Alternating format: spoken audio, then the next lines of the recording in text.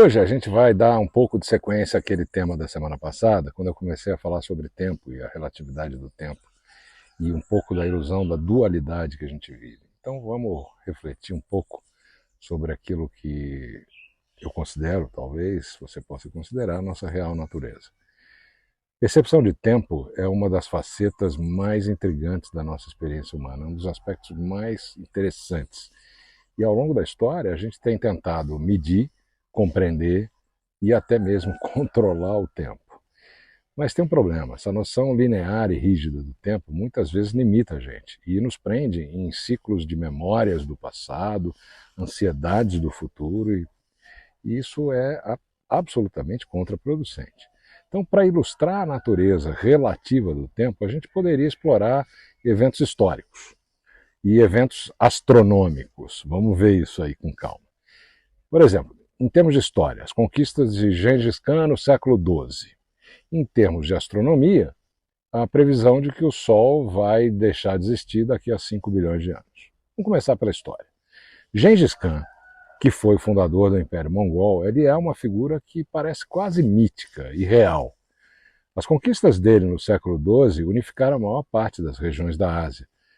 Ele criou um império que se estendia desde a China até a Europa Oriental, praticamente toda a Ásia. E hoje, quase 1000 anos depois, o que restou dessa façanha enorme que ele fez? Só relatos históricos, algumas séries na Netflix, vestígios culturais que parecem muito mais ficção do que realidade, não é verdade? O tempo diluiu a presença concreta das conquistas do Gengis Khan e são apenas memórias distantes que servem como lembretes de que as realizações da humanidade não são permanentes, não duram para sempre.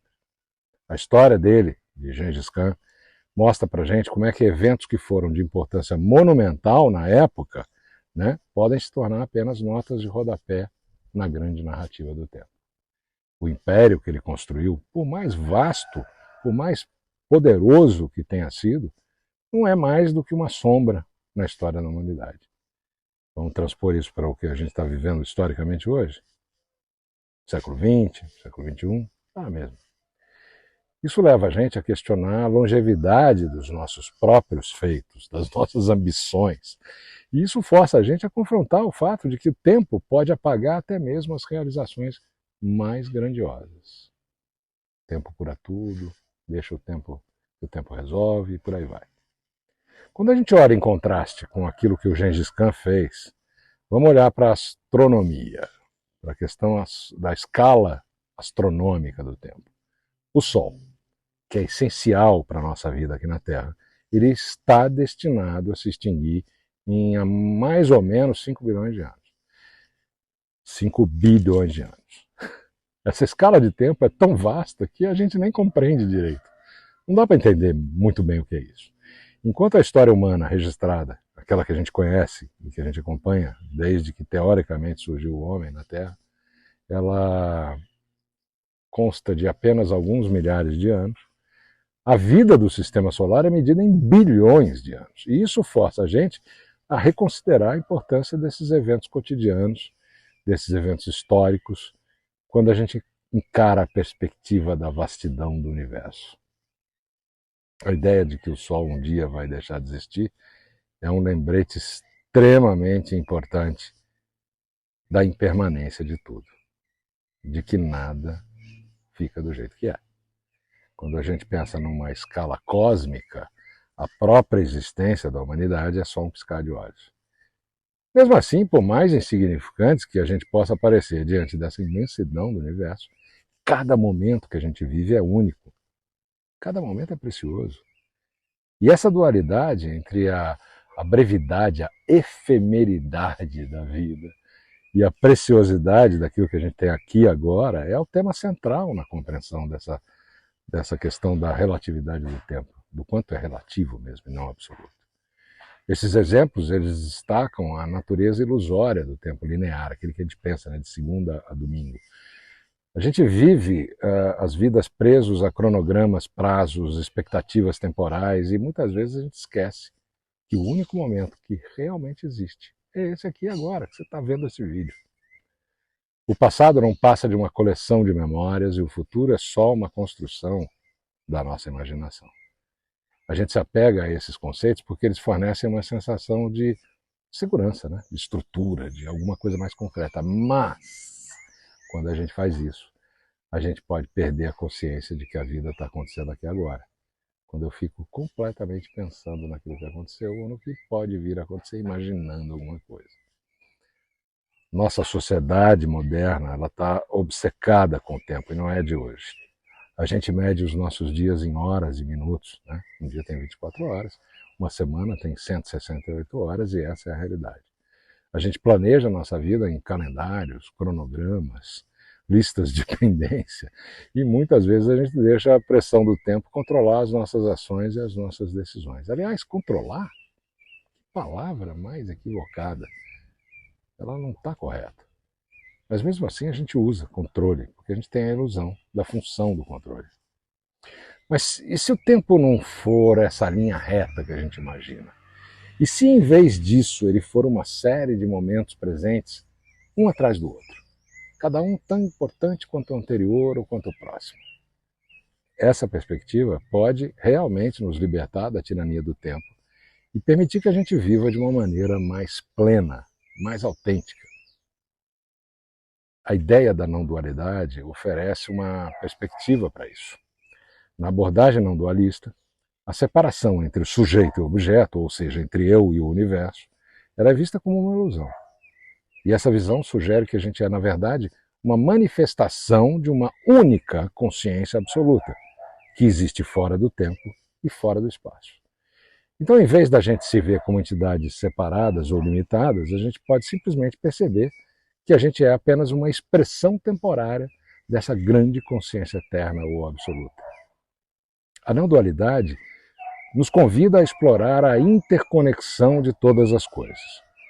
E quando a gente reconhece que a gente não é uma entidade separada, mas parte de um todo maior, como esse pássaro que você está ouvindo, esse cachorro que você está ouvindo latindo, essas árvores que estão atrás de mim, entre eu e você, né, a gente pode começar a ver além dessas divisões artificiais que a gente cria desde sempre.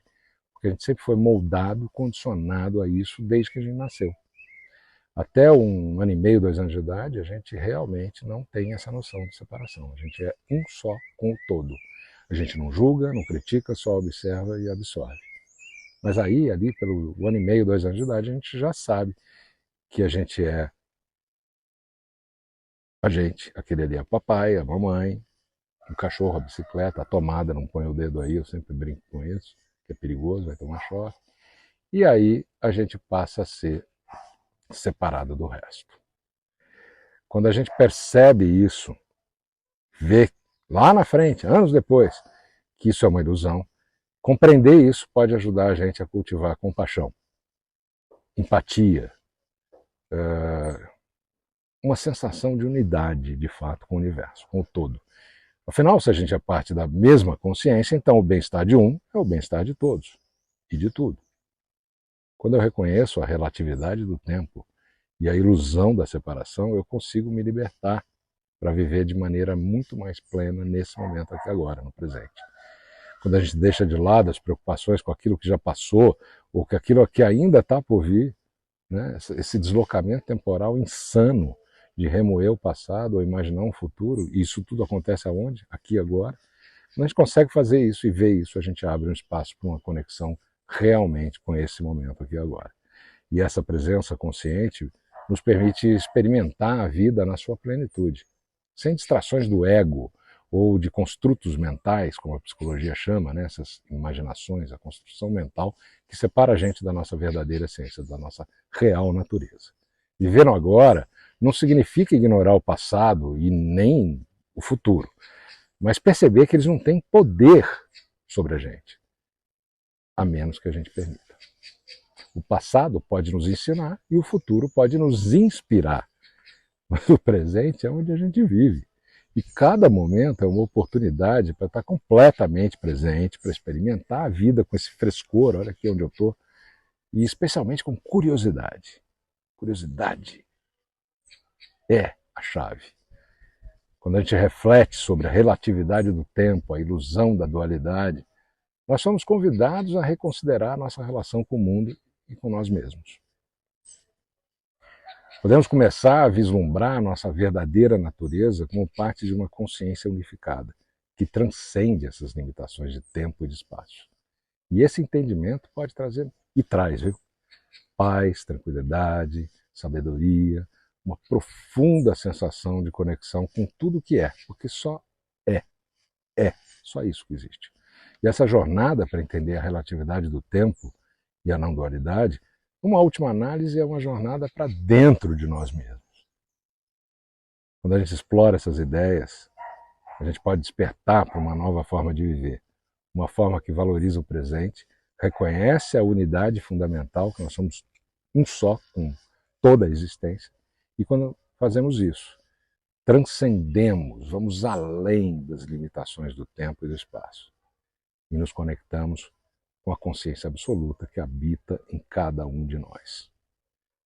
Se esse tema te instigou, procura mais, tem vários vídeos no YouTube e todos os meus textos no Substack. Eu vou deixar o link aqui para você. Até sempre.